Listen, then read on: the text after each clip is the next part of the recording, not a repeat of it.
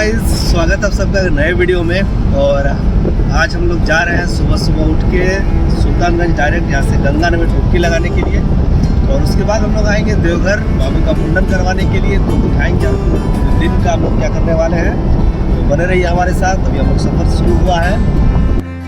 Excitement level इतना ज़्यादा था कि रात के 3 बजे ही हम लोग उठ चुके थे और एक सवाल मन में था, क्या सुल्तानगंज में हमें नाश्ता मिलेगा।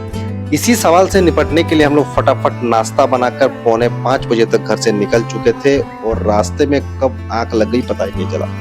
जब आंख खुली तो हम लोग देवघर में थे। समय लगभग 8 बज रहा था और इसके बाद का सफर 105 किलोमीटर। रोड के दोनों ओर हरियाली और बड़े बड़े पेड़ देखकर बड़ा मजा आ रहा था। इसी बीच कभी सुइया की पहाड़ी मिली तो कभी जलेबी मार्ग अच्छा लग रहा था, कभी मार्केट। लेकिन बहुत ज्यादा किचकिच हुआ इलेक्शन का माहौल के कारण। हर जगह चेक इन था, हर डिस्ट्रिक्ट बॉर्डर के पास स्कॉर्पियो होने के कारण ज्यादा दिक्कत हुआ और हर जगह लगेज चेक हो रहा था। लेकिन अच्छा भी लग रहा था, पुलिस वाले भी अच्छे थे। और इसी के साथ हम लोग पहुंच चुके थे सुल्तानगंज मार्केट। यहाँ से गंगा घाट की दूरी मात्र 1 किलोमीटर। गाइस, फाइनली हम लोग पहुंच चुके हैं गंगा घाट पे। आप देख सकते हैं गंगा घाट सुल्तानगंज का।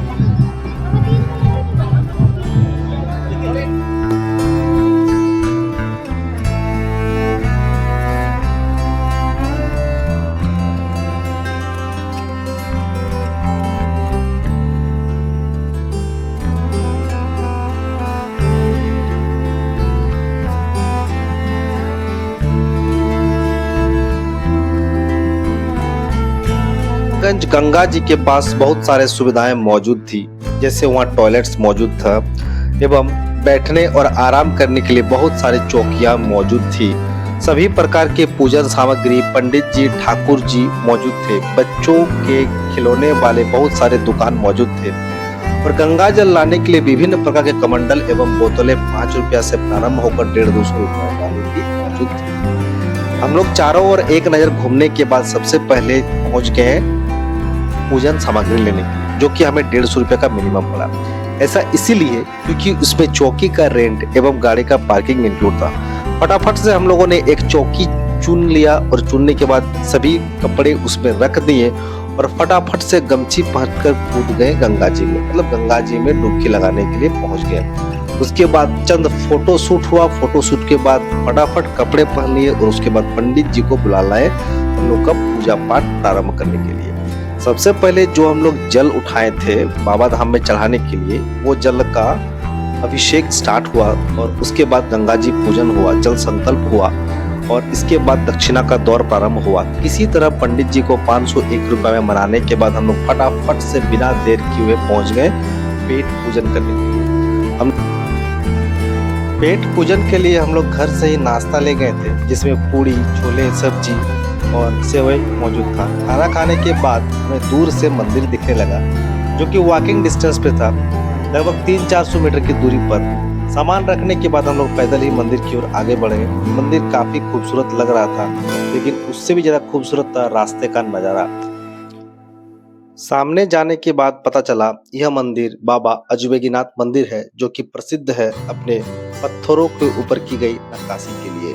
हम लोग आइए आपको मंदिर के अंदर लिए चलते हैं। मंदिर में प्रवेश करने के लिए सबसे पहले सीढ़ियों के ऊपर चढ़ना पड़ता है और सबसे बाहर का जो प्रतिमा है वो नंदी महाराज का है। इसके साथ ही शिवलिंग मौजूद है। और मंदिर की खास बात यह है, यहाँ की जो पुजारी है, एक पुजारी हमें महिला पुजारी दिखी, जो पत्थर का सबसे अजूबे में से एक था। और इसके आगे गलियारा बना हुआ था, जहाँ अनेक प्रकार के देवी देवताओं का वास था और ये गलियारा काफी दिलचस्प लग रहा था। साथ ही यहाँ एक यज्ञ भवन था, यज्ञ कुंड था।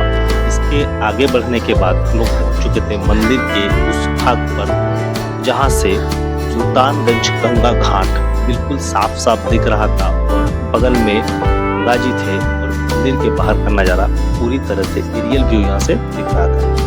काफी अच्छा लग रहा था। यहाँ का जो मौसम था, ठंडी ठंडी हवाएं आ रही थी।